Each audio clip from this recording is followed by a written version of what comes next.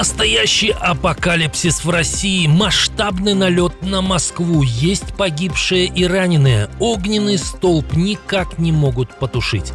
США впервые применили новый вид оружия, под ударом почти 1,5 десятка городов, американцы нещадно бомбят Иран. Отставка министра обороны, срочные перестановки в Киеве, Зеленский отстраняет Федорова. Заговор против Путина. Украинские шпионы раскрыты. Имена предателей названы в прямом эфире. Об этих и других событиях к вечеру понедельника, 13 июля. Вечер понедельника с новостями Нехта – это правильный способ закрыть первый день рабочей недели. В студии Олесь Корниенко. Мы начинаем.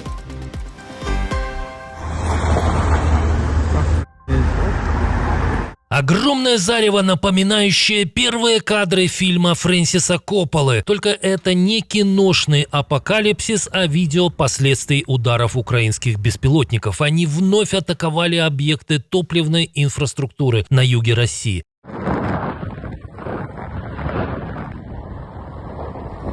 Крупный пожар зафиксирован под Ставрополем. Российская Астра утверждает, что это горела нефтебаза на хуторе Вязники. А вот по данным украинского мониторингового телеграм-канала Экселинова Плюс, это была нефтебаза в Михайловке. Этот город находится рядом с Вязниками. Возможно, поражены оба эти объекта. Ресурс «Быть» или утверждает, что в Вязниках находятся две нефтебазы. Сегодня была атакована та, которая принадлежит Лукойлу, а в четверг прилетела по той, которой владеет Роснефть. В Краснодарском крае, по данным спутниковых снимков и украинских мониторинговых ресурсов, после удара возник пожар на территории порта Кавказ. Предположительно, загорелись нефтяной терминал и резервуарный парк. Порт играет ключевую роль в перевалке нефтепродуктов и обеспечивает сообщение с оккупированным Крымом через Керченскую паромную переправу. И такие удары точно не улучшат ситуацию на заправках в России и на оккупированных территориях. Не, серьезно, ребят.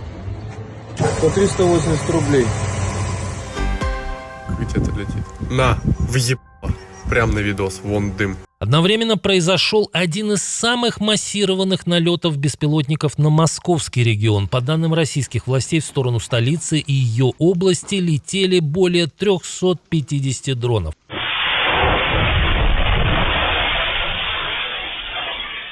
В Подмосковье погибли 3 человека, еще как минимум 5 получили ранения. Наиболее тяжелые последствия зафиксированы в поселке Пионерский под Истрой, где после падения беспилотника загорелось несколько частных домов. В Солнечногорске дрон попал в жилую многоэтажку, пострадали 2 человека. Украинские мониторинговые каналы утверждают, что удары по жилому сектору произошли в результате работы российского ПВО. Из-за атаки ночью временно прекращали работу все московские аэропорты.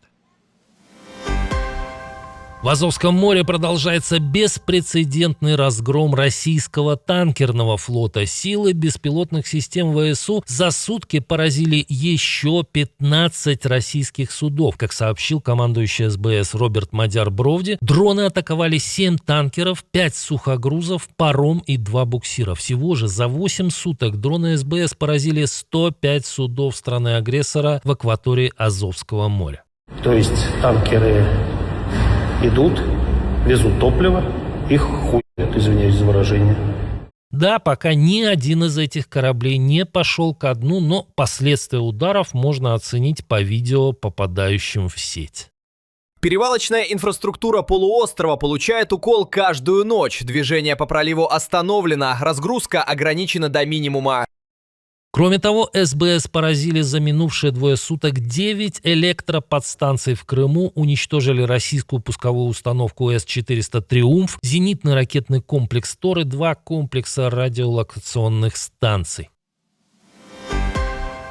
США нанесли новую серию ударов по Ирану. По данным иранских СМИ, атакам подверглись как минимум 13 городов, а в провинции Хузестан погиб сотрудник насосной станции, еще 4 человека получили ранения. Центральное командование США также сообщило, что в этой операции впервые применило морские ударные беспилотники. Пока первая армия мира только осваивает этот вид оружия, кое-кто уже несколько лет с помощью таких игрушек топит флот так называемой второй второй армией мира. Иран, в свою очередь, заявил о новой серии ударов по американским военным объектам на Ближнем Востоке. Корпус стражей исламской революции утверждает, что атаковал базы США в Кувейте, Бахрейне и Иордании. سپاه پاسداران انقلاب اسلامی در اطلاعیه شماره 3 از انهدام По версии КСИР, в Кувейте были уничтожены топливные хранилища, зенитный комплекс «Патриот» и радиолокационная станция. В Бахрейне поражены центр управления беспилотниками, ангар самолетов радиоэлектронной борьбы и вертолетная инфраструктура. А в Иордании уничтожены склады боеприпасов и топливные резервуары. Независимого подтверждения этих заявлений на данный момент нет. Из-за очередного обострения конфликта резко упало число кораблей, рискующих идти через Ормузский пролив, а цена нефти взлетела сразу на 4%.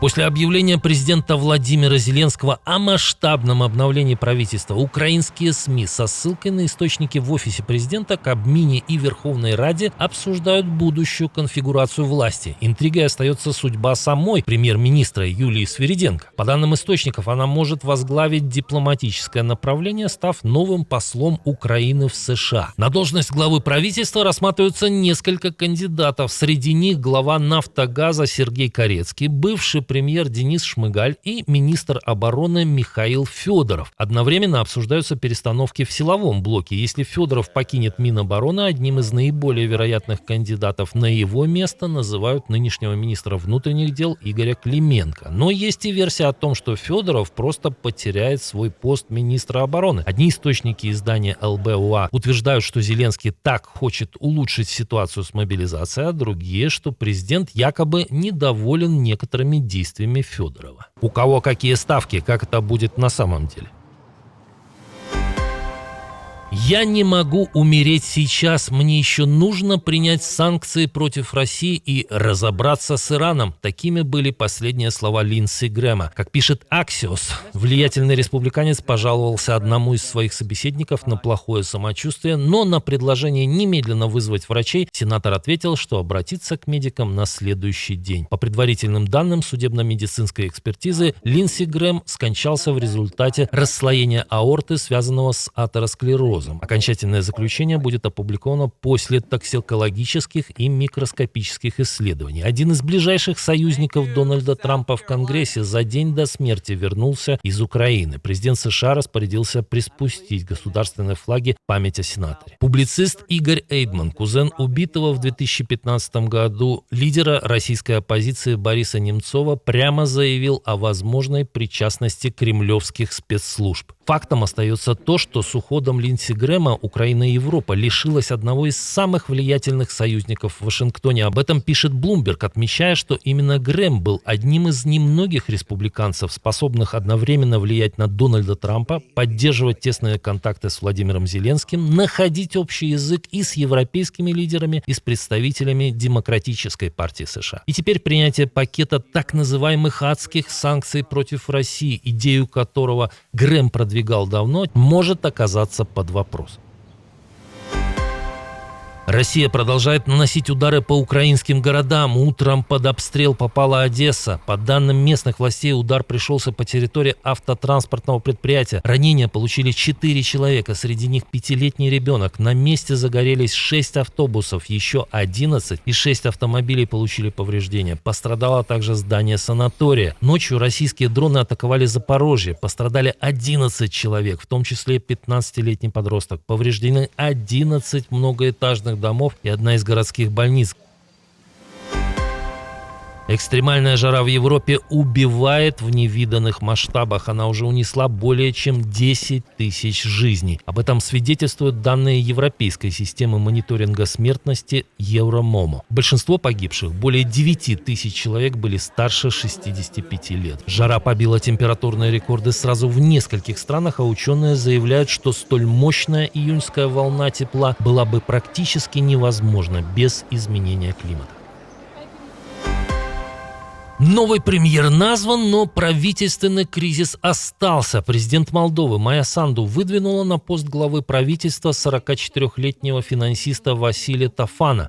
Цель моего правительства – подписать соглашение о вступлении Молдовы в ЕС к концу 2028 года. Это остается нашей целью. Это амбициозная цель, но, на мой взгляд, реалистичная. И мы будем работать над тем, чтобы эта цель была достигнута. Утверждение Тафана в должности считается практически гарантированным, поскольку партия Санду обладает большинством в парламенте. Назначение последовало после отставки предыдущего премьера Александру Мунтяну на фоне громкого скандала вокруг государственного предприятия Молдатса. Расследователи выяснили, что его руководитель приписал себе несуществующее образование и опыт работы пилотом, а затем стало известно, что двоюродная сестра Майи Санду работала в компании руководителем пресс-службы с высокой зарплатой и одновременно консультировала правительство. История вызвала широкий общественный резонанс и ударила по репутации власти, что может нанести удар по идее европейской интеграции, которую Санду и правительство олицетворяют. Предательство в ближайшем окружении Владимира Путина. В набат ударил Владимир Соловьев. Поводом стали публикации личной переписки Ксении Собчак с ее подчиненными и кураторами из президентской администрации. Пропагандист указал пальцем не только на Собчак, которую давно называют крестницей Путина, но и на ее мать, вдову Анатолия Собчака, бывшего шефа Путина. А какую еще информацию они собирали и передавали? О ком еще из руководителей нашей страны? Какие еще они выполняли поручения и от кого они их получали? Что это за формулировка? В ближнем кругу есть кто-то. То есть это заговор? Но эта истерика у Владимира Соловьева случилась не только из-за скандала вокруг переписки Собчак, но и после этих недавних слов Владимира Зеленского. У нас есть поддержка не только со стороны наших партнеров в мире, но и со стороны окружения Путина по поводу мира. Там понимают, что происходит и что у мира нет альтернативы.